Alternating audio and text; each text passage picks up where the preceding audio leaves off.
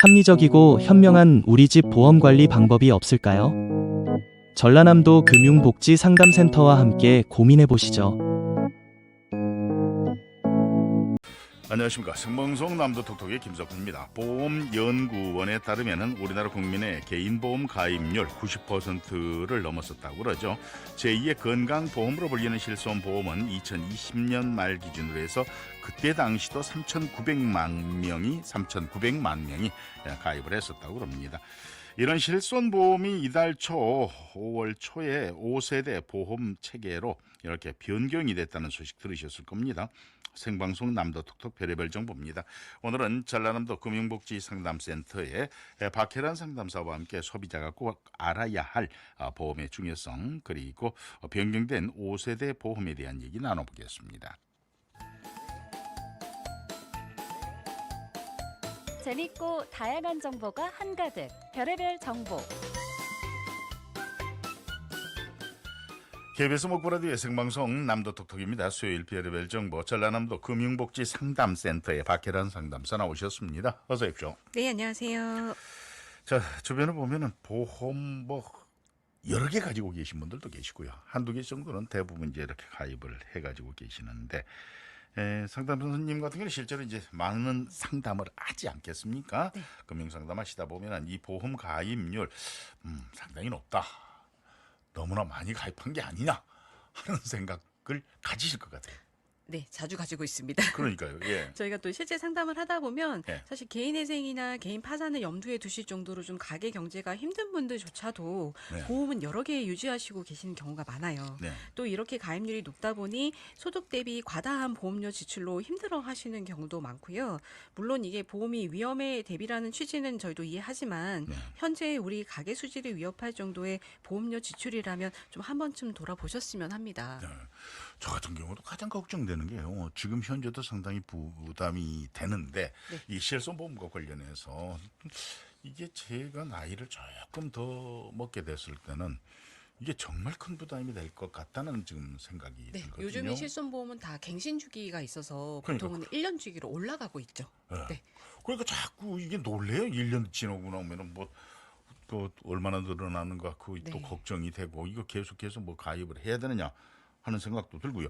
보험이 또 그것만 있는 것도 아니잖아요. 여러 이제 보험들이 맞아요. 네. 예, 있다 보니까 종신보험부터 시작해서 암보험 어떤 보험들 이렇게 있다 보니까 이 부담이 될 수밖에 없고 특히 그 퇴직하신 분들 같은 경우는 이제 소득이 없는 상태에서 네. 국민연금 받아가지고 그 보험료에 다 넣는 맞아요. 이런 상황이 되잖아요. 맞습니다. 그러면 먹고 사는 건 뭘로 해서 해야 돼요? 그러니까 반대가 된 거죠. 그렇죠. 예. 그런데 과연 이렇게 우리가 그 정도 부담을 느끼면서 보험을 계속 유지해야 되느냐? 아무튼 고민하시는 분들도 많고 저도 고민 많이 되고 그렇습니다. 오늘 좀 그 얘기를 좀 잘 들어봐야 될 것 같은데 상담사님 어떻게 생각하세요? 보험료 적정 수준, 내 소득과 관련해서 적정 수준 어느 정도라고 보십니까? 네, 여기에 정답이라고 할 수는 없겠지만 네. 일반 금융기관의 데이터나 자산관리 전문가들의 의견을 종합을 해보면요. 보통 적정 보험 지출로 총 가계소득의 7%에서 10% 정도를 추천을 합니다. 1인 가구라면 본인 소득만 가지고 산출하면 되겠지만 경제생활을 하는 그 다수의 가구원이 있다면 네. 이 가구원 모두의 소득과 보험료 지출 금액을 가지고 계산을 해보셔야 하고요. 사실 이 개인보험이라는 것이 미래 위험을 담보하기 위한 것이지 그 예금이나 적금처럼 전액 돌려받는 것도 아니잖아요. 그렇죠. 그래서 저는 그 일종의 소비 지출로 그냥 생각하셔도 무방하다고 생각하거든요. 7%에서 10%를 그냥 소비 지출로 생각해라. 네. 그리고 이거를 예. 넘어가면 좀 고민을 해보셔야 될 것 같아요. 아니 근데 넘는 분들이 상당히 또 많더라고요. 예전에 제가 이 얘기를 좀 해보면. 네. 맞아요. 저도 넘어서 그 다이어트를 했습니다. 아, 그래요? 네. 아니 어떻게 하다 보면은 그게 자꾸 넘어가요. 또 지금 그래도 요즘은 좀 덜합니다만 예전에는 아이들 많은 분들 같은 경우는 아이들 또 교육보험을 또 한 명씩 네. 자꾸 넣고. 한동안 한참 유행이었었죠. 그렇죠. 네. 그런데 그런 보험들 따지다 보면은 정말 앞서 제가 연금 타가지고 네. 보험료 낸다는 말씀드렸는데 맞아요. 그 국민연금 같은 경우는 어느 정도 금액이 되면 그러잖아요. 네. 퇴직 후에 이제 국민연금으로 살게 되는데 그게 그렇더라고요. 이런 보험료 전부 지출을 자동차 보험도 있고 아무튼 운전자 보험 다 있죠. 다 있잖아요. 운전자 보험까지. 네. 그렇게 해서 보험 넣고 또 마지막에 하나가 있어요. 연 전체로 했을 때 수익이 어느 정도 되면 뭐 지금 얼마인가요? 2천 얼마인가요? 2,400만 원인가요? 어느 정도 되면은 자녀들 앞으로 보험을 의료 보험을 네. 넣었던 것을 네. 해야 되더라고요. 아, 국민건강보험을 할 수가 없죠. 그러니까요. 네, 피부양자 자격이 안 됩니다. 피부양자. 예. 네, 네. 그래가지고 이제 나중에는 그 보험료까지. 네, 맞아요. 그 지역 가입자로 하시면 또 일반 전환해 직장 가지고. 가입자보다는 보험료가 네. 조금 더 많이 나오죠. 그럼 부담되잖아요. 네. 그게 아무튼 그래가지고 국민연금을 노후에 먹고 살려고 했던 게 이게 실질적으로는 보험사에다 다. 주게 네, 돼요. 지출에 제가 많이 본 분은요. 네. 한 달 그 평균 소득이 100만 원 정도밖에 안 되시는데 네. 보험료를 한 70만 원 내신 경우도 많습니다. 그러니까요. 그런데 그분들 말씀 듣다 보면은 그걸 뭐 어떻게 하지 않을 수가 없거든요. 뭐 네. 물론 다이어트 한다고 하셨지만은 그건 얼마 안 돼요, 사실은. 네. 제라모로 생각하고서 네. 조금 줄였을 거 아니에요, 상담사님도. 그렇죠. 저도 15%가 되니까 이제 조금 낮춰가지고 15. 네. 아이고, 상당히 높으셨네요. 예. 그런데 저 같은 경우도 이제 문제가 되는 게 그런 건데요. 이 보험료라는 게 앞서 조금 언급했다시피 갱신하면서 이게 내려가는 것은 없어요. 네. 항상 올라가잖아요. 그 예. 할인폭도 사실 5% 정도밖에 안 돼서요. 네. 체감하기가 힘들어요. 그런데 네. 이 할증폭은 그 보험 세대가 바뀌면서 점점 더 올라가니까 네. 뭐 지금 5세대 보험 같은 경우는 거의 50%까지도 할증이 될 수가 있거든요. 어이구, 예. 그 굉장히 많이 뛰는 거죠. 그러니까 이제 갱신하면서 보험료 올라가다 보면은 그것 맞추기가 정말 쉽지 않은 게 요즘의 네. 현실인 것 같습니다. 예.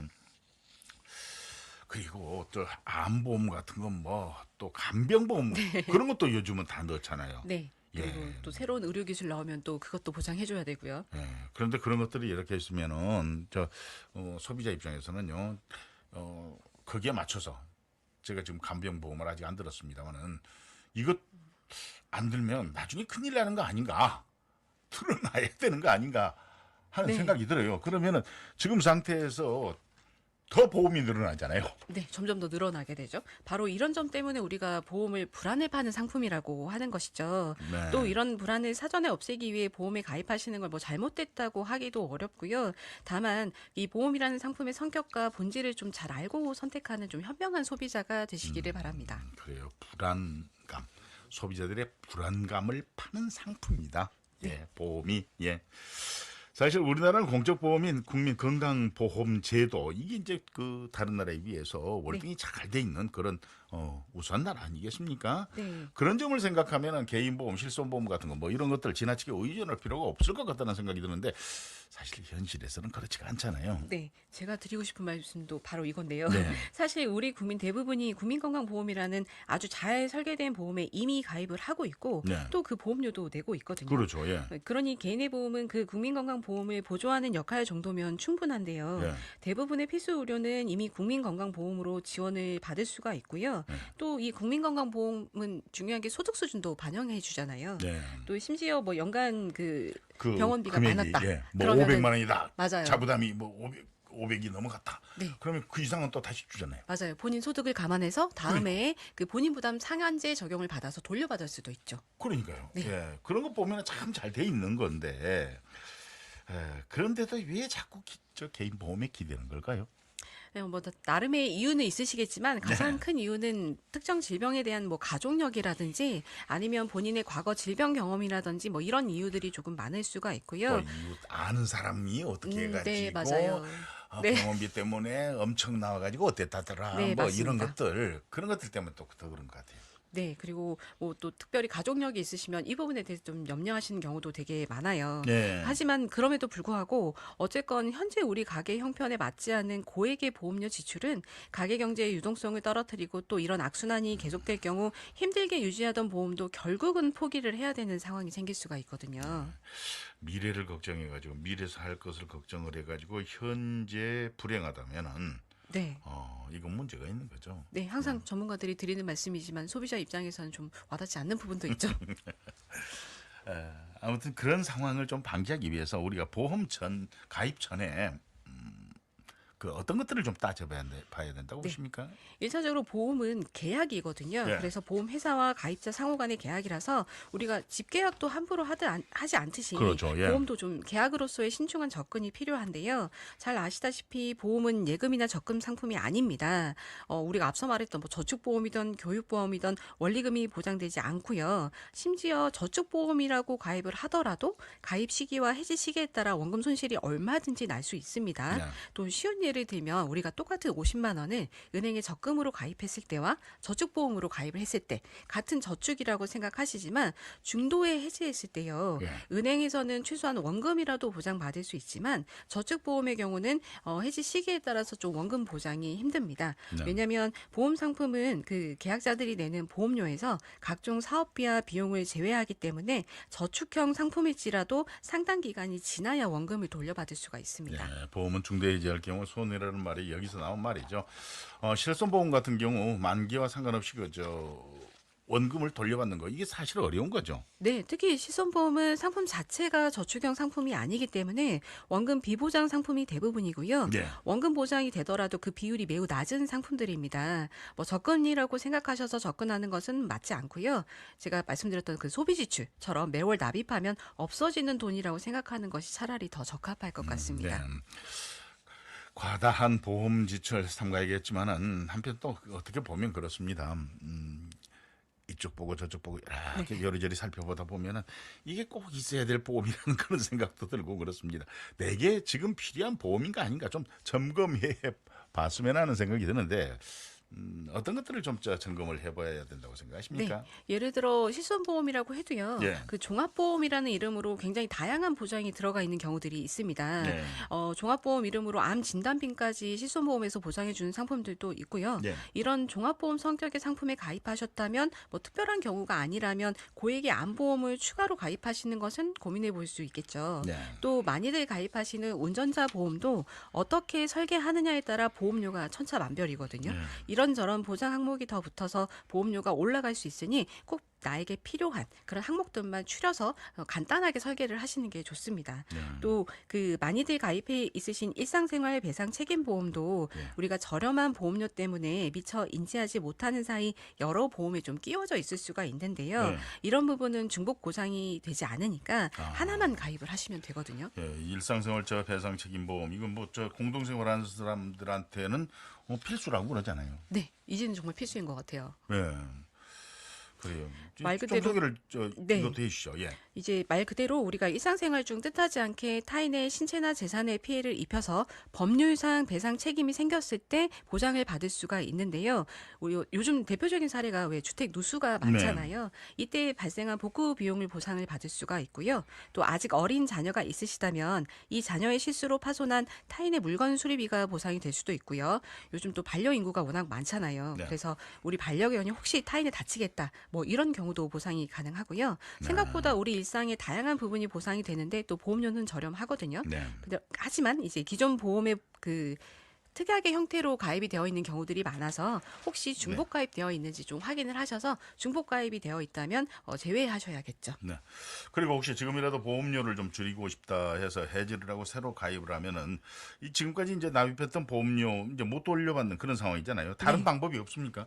혹시 해지를 하시기 전 내가 가진 보험이 일정 기간 경과 후 보험료를 미납을 해도 주계약의 해약 환급금에서 매월 보험료가 대체적으로 납입이 되는 네. 이 납입 유예 기능이 없는지 또는 일부 상품의 보장 금액은 조금 줄이고 대신에 만기까지 보험료를 납입한 것으로 변경해 주는 감액 완납제도 기능은 없는지 확인을 해볼 수가 있겠고요. 네. 만약 또 일시적으로 자금이 필요하셔서 해지를 고려하신다면 해지보다는 중도 인출이나 보험 계약 대출로 보험을 유지하는 방법도 있습니다. 하지만 이 중도 인출이나 보험 계약 대출은 가입한 보험의 적립금이 어느 정도 좀 되어야 가능합니다. 예, 이런 내용 미처 몰라서 해지를 해버린 경우 그런 경우 되돌릴 수 있는 그런 방법은 없습니까? 네, 혹시 과거 가입한 보험을 방치해서 해지가 아닌 실효 상태가 됐다면 되돌릴 수가 있겠는데요. 실효 이후 3년 이내에 부활 청약이 가능합니다. 다만 본인 의사에 의해서 해지를 하고 또 해지 환급금까지 수령을 하셨다면 부활은 불가능하고요. 실효 상태이더라도 현재 상태를 확인하고 그동안의 미납 보험료와 이자를 납입한 후에 보험회사에 승낙이 있으면 부활을 할 수가 있습니다. 다만 그 실효 기간 동안 발생한 사고에 대해서는 보상을 받을 수가 수가 없습니다. 네.